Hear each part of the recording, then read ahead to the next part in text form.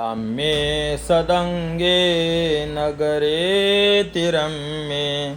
विभूषितांगं विविधैश्च भोगैः। आम्ये सदंगे नगरेतिरम्ये विभूषितांगं विविधैश्च भोगैः।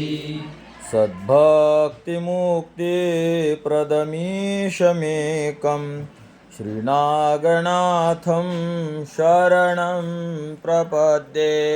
भक्तिमुक्तिप्रदमीशमेकं श्रीनागनाथं शरणं प्रपद्ये।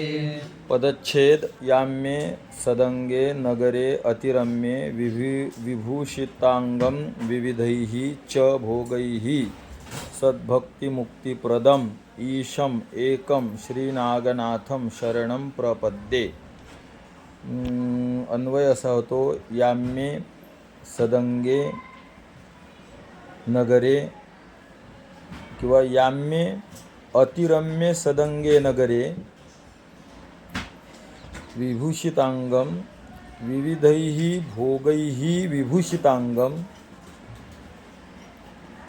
सद्भक्ति मुक्तिप्रदम एकम ईशम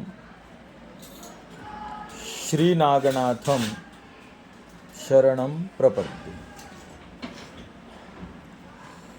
याम्ये याम्ये शब्दाचा अर्थ होते यमाची दिशा। मग यमाची दिशा कोणती आहे? दक्षिण, दक्षिणेकडे।